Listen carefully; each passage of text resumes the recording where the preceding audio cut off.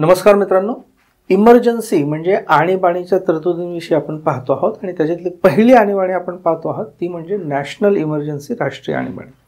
त्यातला एक पॉईंट मला रिपीट करायचा आहे बिफोर वी गो अहेड की मिनर्वा मिल्स केस 1980 याच्यामध्ये सुप्रीम कोर्टाचा डिसिजन आहे. त्या सुप्रीम कोर्टाच्या डिसिजनमध्ये काय म्हटलेलं आहे की जर जी आणीबाणी डिक्लेअर झालेली आहे, आणीबाणीची उद्घोषणा झालेली आहे, ती जर दुर्हेतूने मालाफाईड इंटेन्शन किंवा बाह्य किंवा असंबद्ध तथ्यांच्या आधारावर म्हणजे व्होली एक्स्ट्रॅनियस अँड इररिलिव्हंट फॅक्ट्स की ज्या तथ्यांचा आणीबाणी लावण्याशी काहीही संबंध नव्हता अशा तथ्यांच्या आधारावर, अशा वस्तुस्थितीच्या आधारावर, कुठल्या एक्स्ट्रॅनियस अँड इररिलिव्हंट, एक्स्ट्रॅनियस म्हणजे की ज्याचा ॲक्च्युली संबंध नाही आणीबाणी लावण्याच्या उद्देशांशी, आणि इररिलिव्हंट म्हणजे असंबद्ध, अशा तथ्यांच्या आधारावर किंवा वस्तुस्थितीच्या आधारावर आणीबाणी लावली गेली असेल किंवा हा आणीबाणी लावण्याचा निर्णय हा ॲब्सर्ड किंवा परव्हर्स, असंगत किंवा विकृत, ॲब्सर्ड किंवा परव्हर्स असा असेल तर आणीबाणीला न्यायालयामध्ये आव्हान देता येऊ शकतं आणि न्यायालय आणीबाणीच्या त्या निर्णयाला रद्दबातल ठरवू शकतात. म्हणजेच राष्ट्रीय आणीबाणीचं न्यायालयीन पुनर्विलोकन, ज्युडिशियल रिव्ह्यू होऊ शकतो. ओके, इंग्लिशमधले शब्द लक्षात ठेवा. पर्याय समजा जे मराठी ट्रान्सलेशन आहे हे काही वेळा कन्फ्युजिंग होतं, त्यामुळे इंग्लिशमधलं बघून घ्यायचं. 4-5 शब्द लक्षात ठेवायचे आहेत. एक म्हणजे मालाफाईड, दुसरं एक्स्ट्रॅनियस, इररिलिव्हंट, ॲब्सर्ड आणि परव्हर्स. Okay, right. आणि सगळ्यात महत्त्वाचं, हे कोणत्या सुप्रीम कोर्टाच्या कोणत्या निर्णयाने हे डिक्लेअर केलेलं आहे किंवा हे हा निकष घालून दिलेला आहे? Minerva Mills case 1980. विसरू नका, Minerva Mills case 1980. Right, let us move next. हां, आता आणीबाणीचे, राष्ट्रीय आणीबाणी लागली, ठीक आहे. तर या आणीबाणीचे परिणाम नेमके काय होतात? कारण आपल्याला माहीत आहे की आणीबाणी जी लावली जाते, आणीबाणी लावण्यामागे एक विशिष्ट उद्देश असतो की काहीतरी एक्स्ट्रा ऑर्डिनरी, काहीतरी विशेष परिस्थिती उद्भवलेली असते आणि त्या परिस्थितीला सामोरं जायचं असतं देशाला. त्या परिस्थितीतनं देशाला बाहेर काढायचं असतं. ओके, मग त्यासाठी काहीतरी करायला पाहिजे. मग आणीबाणी लावली तर काय होतं, नेमकं काय परिणाम होतात ते आता आपण बघणार. मग ढोबळमानाने 3 बाबतीत मोठे बदल घडून येतात. कोणते 3? एक म्हणजे केंद्र राज्यांमधले संबंध. नॉर्मल केंद्र राज्यांमध्ये संबंध कसे आहेत की केंद्र आणि राज्यांमध्ये अधिकारांची विभागणी आहे. ओके, त्याच्या 3 लिस्ट आहेत. एक केंद्राची यादी, दुसरी राज्यांची यादी आणि तिसरी सामायिक यादी. युनियन लिस्ट, स्टेट लिस्ट आणि कॉन्करंट लिस्ट. राईट. आणि त्यानुसार केंद्राने आपल्या विषयांवर कायदे करायचे असतात, राज्याने आपल्या विषयावर कायदे करायचे असतात. ते कायदे प्रत्यक्षात त्यांची जी अंमलबजावणी असते ती त्यांनी करायची असते, वगैरे वगैरे. आणि केंद्र राज्य संबंधांचा एक साचा असतो. त्या केंद्र राज्य संबंधांमध्ये काही बदल घडून येतात.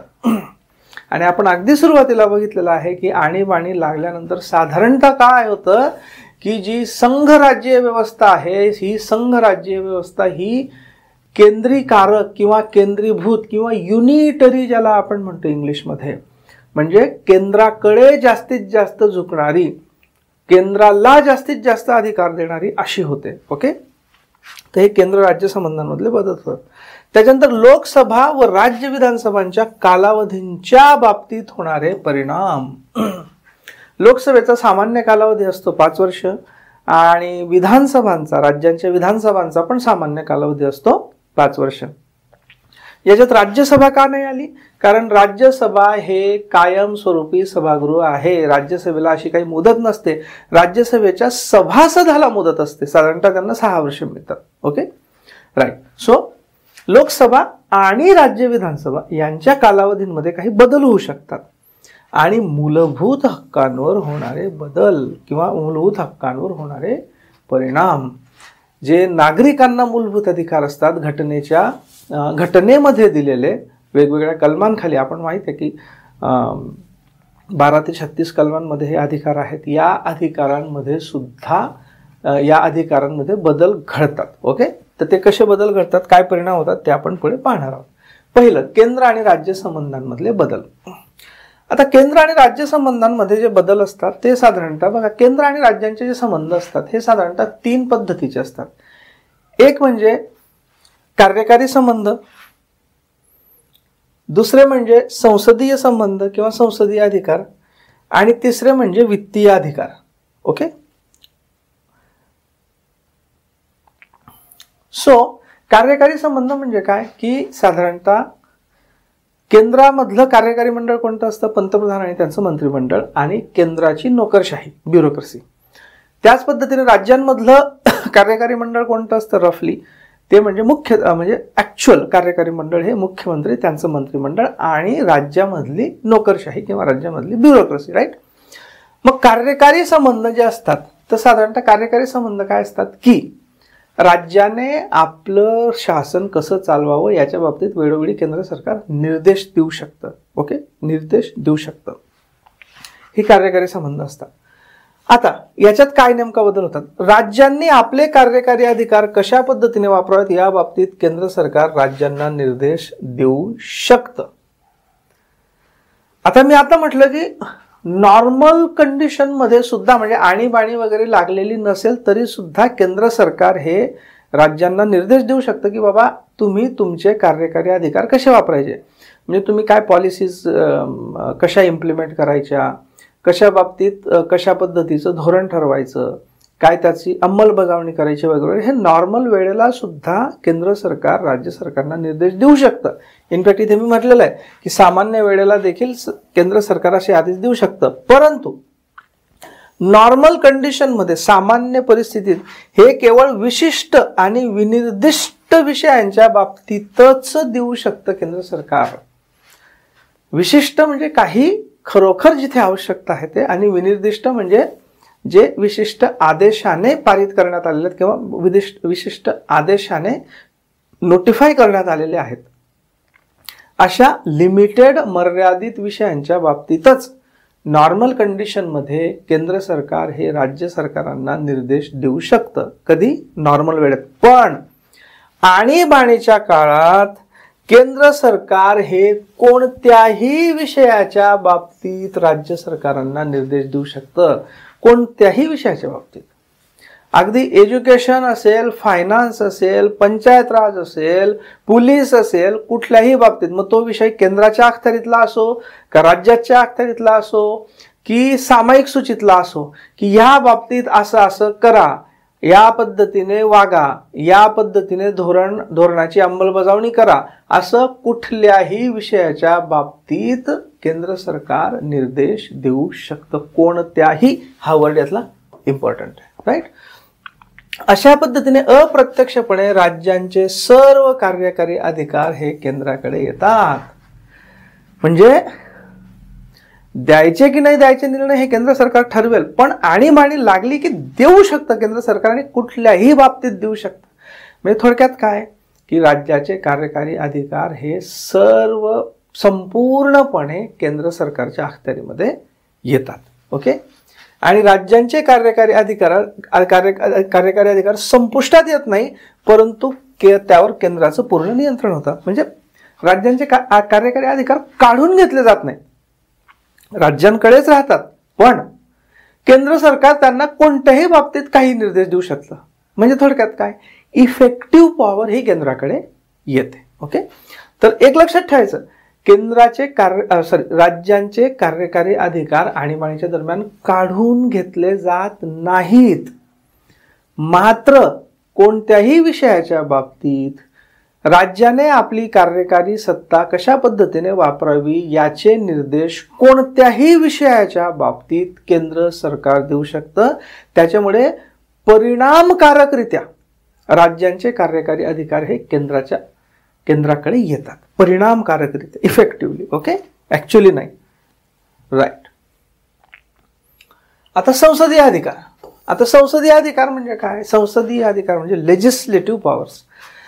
तर जसं कार्यकारी अधिकार आहे तसेच लेजिस्लेटिव्ह. बघा, कार्यकारी अधिकार म्हणजे एखाद्या गोष्टीची अंमलबजावणी, प्रत्यक्ष काम करणं, आणि संसदीय अधिकार म्हणजे काय, किंवा पार्लमेंटरी पॉवर्स म्हणजे काय की एखाद्या विषयावर कायदा करणं. ओके, समजा XYZ कायदा केला, तो कायदा करणं ही पहिली पॉवर असते, तिला आपण लेजिस्लेटिव्ह पॉवर म्हणतो. कायद्याचे अधिकार किंवा संसदीय अधिकार. आणि तो कायदा पास केल्यानंतर त्या कायद्याची अंमलबजावणी करणं तो कार्यकारी अधिकार असतो, कारण तिथे कार्य केलं जातं. राईट. सो जे कायदा करणे हा जो भाग असतो त्याला आपण संसदीय अधिकार म्हणतो, पार्लमेंटरी पॉवर्स म्हणतो. ओके. तर राष्ट्रीय आणीबाणीच्या अच्छा नॉर्मल कंडिशनमध्ये काय असतं की ज्या 3 सूच्या आहेत, कोणत्या 3 सूच्या आहेत आपल्या संघराज्याच्या याच्यानुसार, केंद्रीय सूची, राज्य सूची आणि सामायिक सूची. Union list, state list and concurrent list. Right. मग नॉर्मल काय असतं की युनियन लिस्ट म्हणजे केंद्रीय सूची जी आहे त्याच्यावर त्याच्यातल्या विषयावर कायदा करण्याचा म्हणजेच संसदीय अधिकार कोणाकडे असतो? केंद्र सरकारकडे, म्हणजे लोकसभा, राज्यसभा. राज्यसूचीतल्या विषयावर कायदा करण्याचा अधिकार कोणाकडे असतो? राज्यांच्या विधिमंडळाकडे, म्हणजे विधानसभा, आणि काही राज्यांमध्ये विधान परिषद असेल तर विधान परिषद. ओके. आणि कन्करंट लिस्ट जी असते म्हणजे जी सामायिक लिस्ट आहे त्याच्यावर केंद्र सरकार पण कायदा करू शकतं, राज्य सरकार पण कायदा करू शकतं. पण जर 2 कायद्यांमध्ये काही विरोधाभास असेल तर केंद्राचा कायदा हा श्रेष्ठ ठरतो. ओके. हे झाले संसदीय अधिकार नॉर्मल कंडिशनमध्ये. ओके. मग राष्ट्रीय आणीबाणीच्या काळात काय होतं की राज्य सूचीमध्ये समावेश असलेल्या कोणत्याही विषयावर संसद कायदा करू शकते. नॉर्मल कंडिशनमध्ये राज्य सूचीमध्ये समाविष्ट असलेल्या कुठल्याही विषयावर कायदा करण्याचा अधिकार हा राज्याच्या विधिमंडळाकडे, म्हणजे राज्याच्या विधानसभा आणि विधान परिषद असेल त्यांच्याकडे असतो. परंतु आणीबाणीच्या काळात राज्य सूचीमध्ये असणाऱ्या विषयावर देखील कायदा करण्याचा अधिकार हा केंद्र सरकारकडे येतो. केंद्र सरकार त्यातल्या राज्यसूचीतल्या कुठल्याही विषयावर कायदा करू शकते.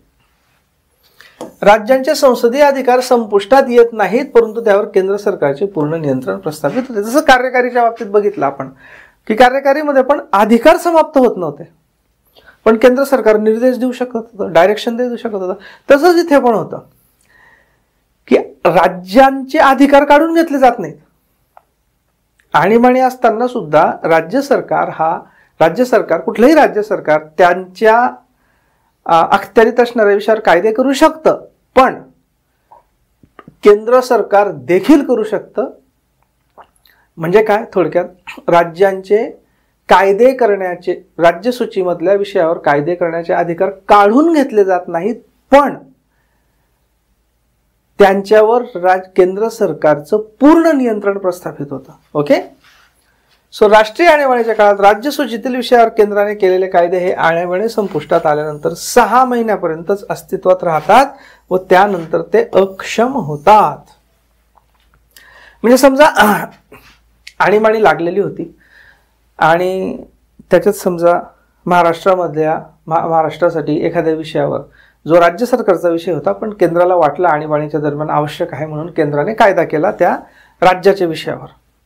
समजा त्यानंतर आणीबाणी संपली, समजा आज आणीबाणी संपली, आपण डिसेंबर 2023 मध्ये हा व्हिडिओ रेकॉर्ड होतोय, डिसेंबर 2023 मध्ये संपला, तर इथपासून तर 6 महिन्यापर्यंतच तो जो केंद्राने केलेला कायदा होता राज्याच्या विषयावर, तो केंद्राने केलेला कायदा हा 6 महिन्यांनी इनऑपरेटिव्ह ठरेल, अकार्यक्षम ठरेल, म्हणजे तो अस्तित्वात राहणार नाही. ओके. नाहीतर मग काय, केंद्र सरकार काहीही करू शकतं की राष्ट्रीय आणीबाणी घोषित करायची, राज्य सरकारच्या विषयांवर कायदे करून टाकायचे आणि परमनंट काम निपटून टाकायचं. तसं होणार नाही. केंद्र सरकारने आणीबाणीच्या काळात राज्य सूचीतल्या विषयावर कायदा केला असेल तर आणीबाणी संपल्यानंतर 6 महिन्यापर्यंतच तो कायदा अस्तित्वात राहील. ओके. राष्ट्रीय आणीबाणीच्या काळात संसदेचे अधिवेशन चालू नसल्यास राष्ट्रपती राज्य सूचीतील विषयांवर अध्यादेश काढू शकतात. आता याच्यात फरक काय? इथे आपण बघितलं की राज्य सूचीतल्या विषयावर संसद कायदा करू शकते. संसद म्हणजे काय? लोकसभा, राज्यसभा. पण समजा आणीबाणी लागलेली आहे, पण संसदेचं सत्र चालू नाहीये किंवा समजा संसदेचं सत्र लगेच बोलवणं पॉसिबल पण नाहीये, पण राज्यातल्या विषयावर कायदा करणं आवश्यक आहे, तर काय होईल, राष्ट्रपती अध्यादेश काढतील. आपण ते पुढे शिकणारच आहोत की जर संसदेचं अधिवेशन चालू नसेल, संसदेचं सत्र चालू नसेल आणि एखादा कायदा करणं गरजेचं असेल तर राष्ट्रपती अध्यादेश काढू शकतात. थोडक्यात ते पंतप्रधानांनी मंत्रिमंडळाने सांगितलेलं असतं म्हणून राष्ट्रपती काढतात आणि नंतर मग विशिष्ट कालावधीच्या आत तो जो अध्यादेश असतो तो अध्यादेश अधिवेशनात मांडून त्याला पारित करून घ्यावा लागतो, मंजूर करून घ्यावा लागतो. तर अध्यादेश ही काय आहे, इमर्जन्सी सारखी म्हणजे अर्जंट कायदा करण्यासाठीची प्रोव्हिजन आहे. तर त्याच पद्धतीने समजा आणीबाणी लागलेली आहे आणि एखाद्या राज्यसूचीतल्या विषयावर संसदेला कायदा करणं गरजेचं आहे, परंतु संसदेचं अधिवेशन चालू नाही, तर राष्ट्रपती अध्यादेश काढू शकतात आणि राज्यसूचीतल्या विषयावर कायदा करू शकतात. Okay, right. पण अर्थात त्याला पण तीच अट लागू होईल की आणीबाणी संपल्यानंतर 6 महिन्याच्या आत 6 महिन्यापर्यंतच तो कायदा अस्तित्वात राहील. केंद्र सरकारने केंद्र सूची वगळता इतर विषयांवर केलेल्या कायद्यांच्या अंमलबजावणीसाठी संसद, केंद्र सरकार, केंद्राचे विभाग, कार्यालय, अधिकारी यांना अधिकार आणि कर्तव्य देऊ शकते. म्हणजे समजा केंद्र सूची सोडून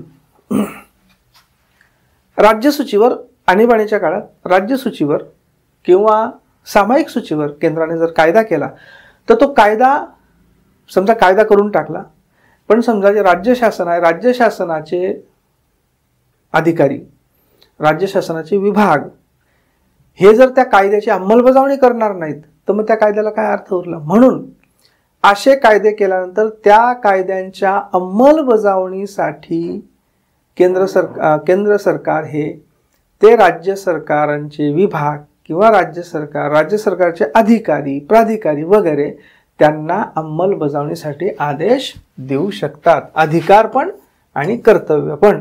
ओके, म्हणजे तो कायदा इम्प्लिमेंट करण्यासाठी अधिकार आणि तो कायदा इम्प्लिमेंट केला पाहिजे हे कर्तव्य, असे दोन्ही देऊ शकते. Okay okay.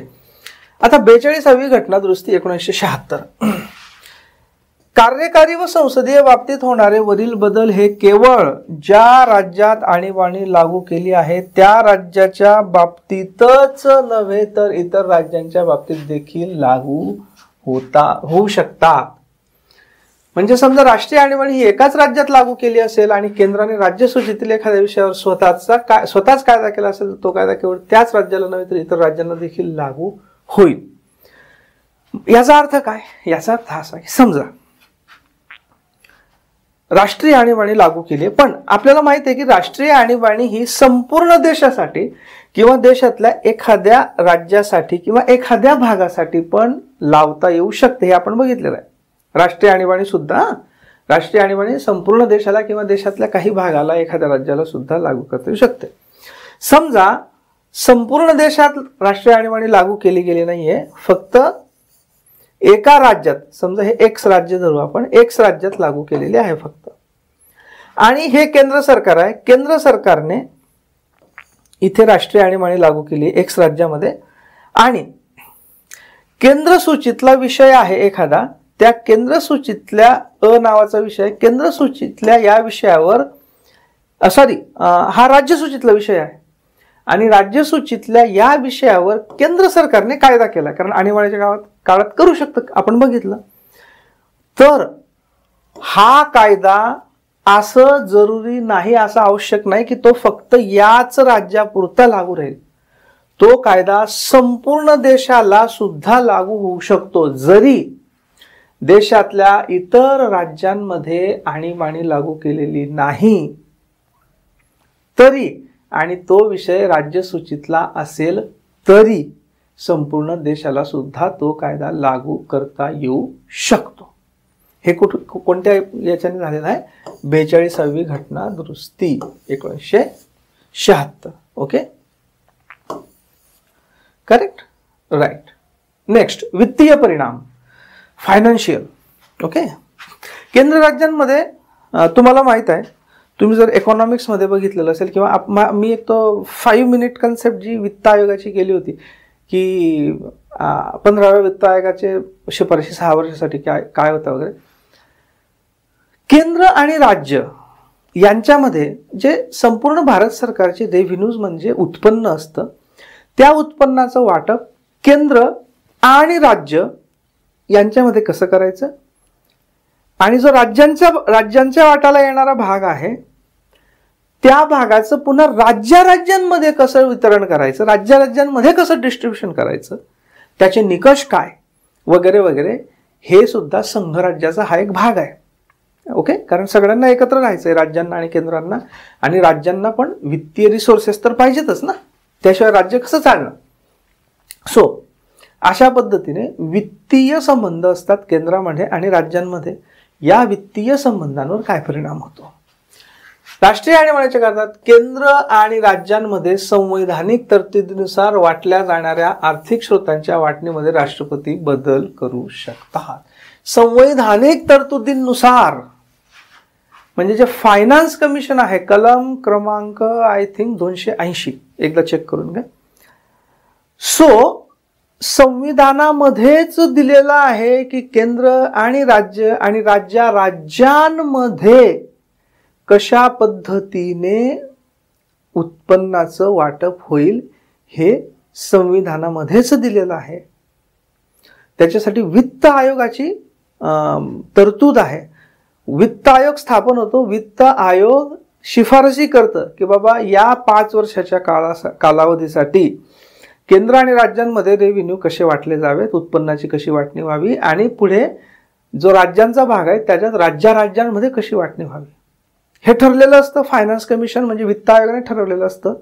आणीबाणीच्या काळात त्याच्यात बदल करता येऊ शकतो केंद्र सरकारला, की बाबा वित्त आयोगाने असं ठरवलं होतं की इतके टक्के केंद्र सरकार ठेवेल, इतके टक्के राज्यांमध्ये वाटले जातील.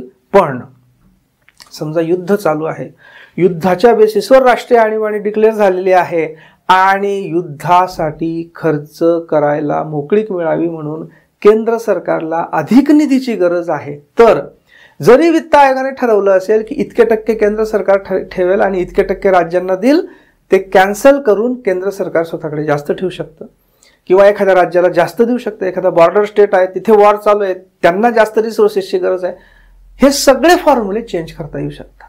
ओके, म्हणजे काय की आर्थिक स्रोतांच्या वाटणीमध्ये राष्ट्रपती बदल करू शकतात. राज्यांना दिल्या जाणाऱ्या वाट्याचे प्रमाण कमी केले जाऊ शकते, आता जे मी म्हटलं तुम्हाला, किंवा रद्द देखील केले जाऊ शकते. अत्यंत बाबा महाभयंकर युद्ध चालू आहे आणि राज्यांना आता देताच येऊ शकत नाही, फार मोठ्या प्रमाणात शस्त्र घेण्याची गरज आहे किंवा अजून काही करण्याची गरज आहे. सो राज्यांना दिलेला वाटा जो फायनान्स कमिशनने ठरवून दिला होता तो रद्द सुद्धा करता येऊ शकतो. Okay, right. असा बदल हा आणीबाणी ज्या आर्थिक वर्षात उठवली गेली त्या आर्थिक वर्षाच्या अंतापर्यंत अस्तित्वात राहतो. ठीक आहे, समजा आणीबाणी लागली आणि हे जे वाटणी होती, वाटणी केंद्र सरकारने बदलली, ती कायम तशीच राहील का पुढे? नाही, कारण ती नंतर बदलली पाहिजे. समजा आणीबाणी आटोपली किंवा परिस्थिती आता सुधारली तर परत राज्यांना जगायला पाहिजे ना काहीतरी, राज्यांना त्यांचा कारभार चालवायचा आहे.